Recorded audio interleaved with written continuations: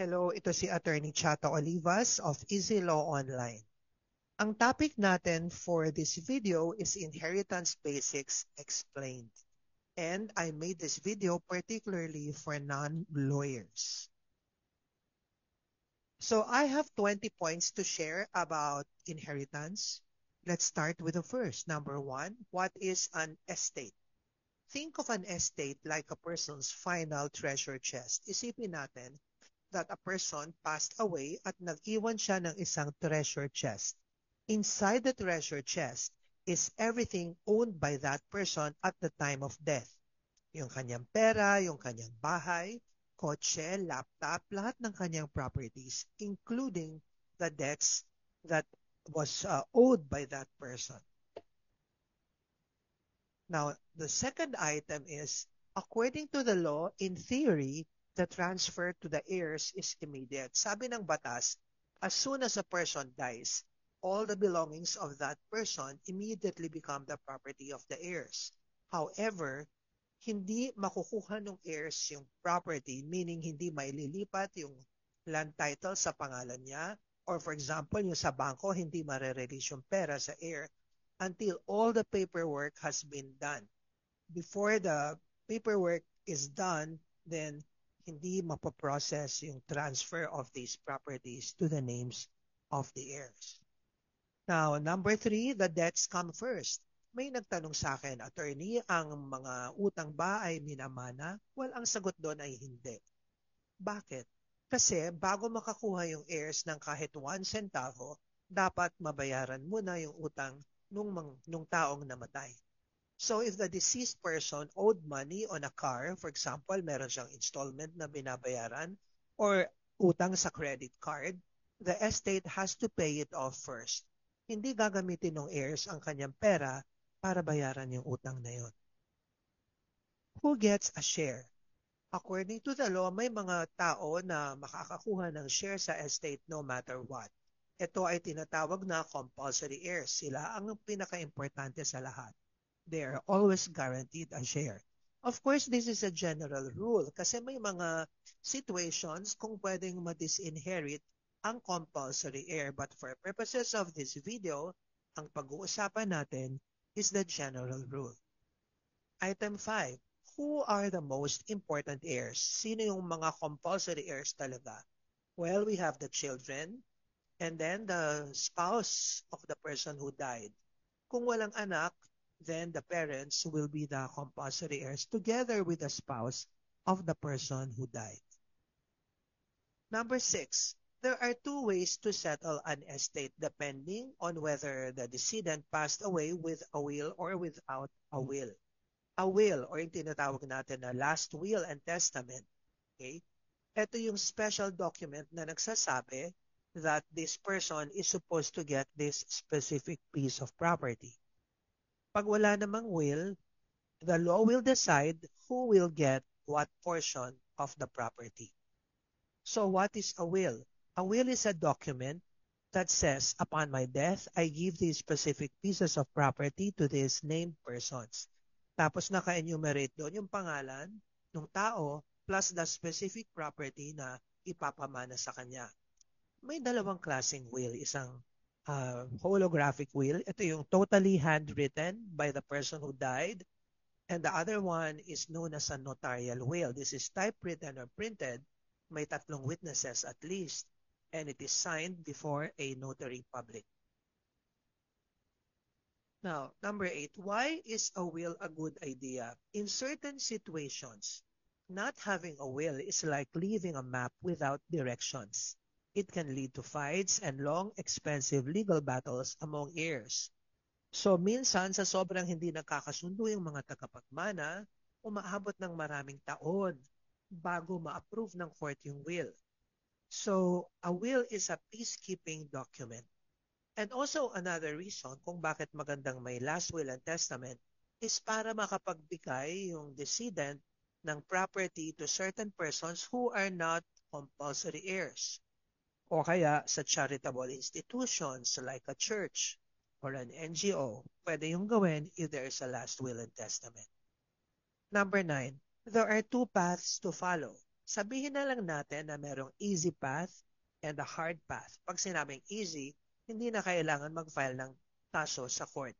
Pag sinabing hard, then you have to get the court involved because you need to hire an attorney. The attorney will have to file a petition. The attorney will have to present witnesses. And then the court will have to assess.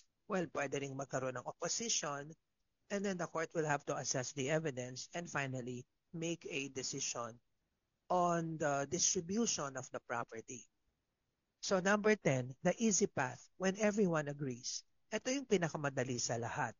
Magagamit lang itong easy path na to if there is no will.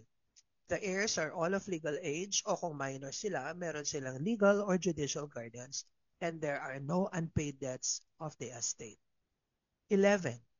Paano ba yung easy path na yan? Tatlong steps. Number 1, yung mga heirs, pipirma sila ng dokumento na nagsasabing they agree on how the properties of the estate will be distributed. Ang tawag dito ay extrajudicial settlement or EJS. Number 2, magpapublish ng notice sa newspaper once a week for 3 consecutive weeks. Ito yung notice, hindi ito yung buong extrajudicial settlement. Ito isang maliit na notice lang, usually sa classified ads ng newspaper, na nino-notify ang mundo that the estate of this particular person has been settled extrajudicially. And the third is that if a file yung EJS, magfa-file ng estate tax return with the Bureau of Internal Revenue.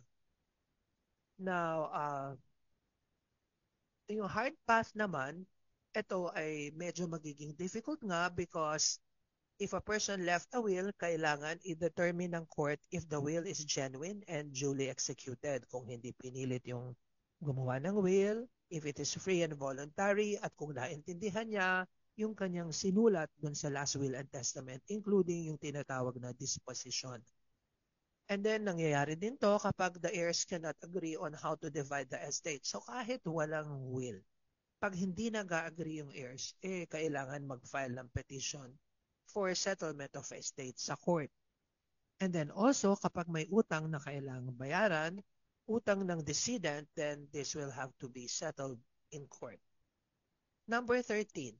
So, paano yung steps sa hard path kapag may court case? Mahaba ang proseso nito. Mag-a-appoint ang court ng person na tinatawag na executor or administrator.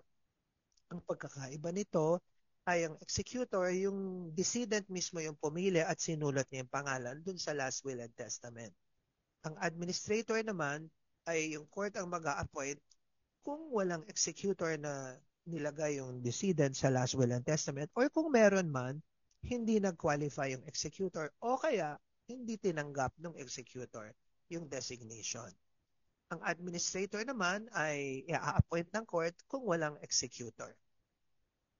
Next, number 14, sino ngayon yung executor or administrator? Anong duty niya? So, siya ay in charge of paying the debts, managing the estate, meaning kung may apartment, for example, na naiwan yung decedent at kailangan ipa-repair yung apartment, yung executor or administrator ang gagawa nun. And then, make sure that everyone gets their fair share. The executor or administrator will be responsible to the court kasi kumbaga siya ay isang officer of the court.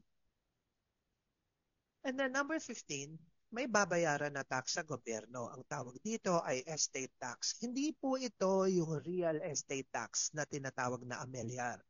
Ang ameliyar ay binabayaran sa local government unit. Ang estate tax naman na tinutukoy natin dito ay binabayaran sa BIR. Now, magkano to and when will this be paid? The estate tax is a tax on the value of the estate. 6% flat of the total value pero may mga certain allowed deductions and exemptions. Kailan babayaran? 1 year. If you're late, you have to pay a penalty. And then 17, may tinatawag na e-CAR. Ito yung Electronic Certificate Authorizing Registration. Pag nabayaran na yung tax sa BIR, mag-i-issue ang BIR ng e-CAR. Ito ay proof na bayad na yung tax and then this will be presented to the Register of Deeds para matransfer yung titulo sa pangalan ng mga heirs. Okay, so number 18, So, eto na nga yung transfer of titles. Ang pupuntahan nyo dito ay Office of the Register of Deeds. 19. Bakit mo kailangan ng abogado? Even on the easy path, kailangan mo ng abogado kasi sila yung nakakaalam kung ano yung proper sharing ng mga heirs. Sila yung nakakaalam kung ano yung tamang dokumento, saan ito ifa-file, at ano yung correct documents and how to file these documents correctly. And 20, the most important, don't wait. Huwag niyong patagalin. The longer you delay, the more expensive it gets. Kung may babayaran na estate tax, the penalties will pile up and the things will get more complicated. It's best to start the process as soon as possible. So hanggang dito na lang tayo. Sana nakatulong. Meanwhile, I would like to share my favorite Bible verse with you. Do justice, love kindness, and walk humbly with God. This is from Micah chapter 6, verse 8. See you next time.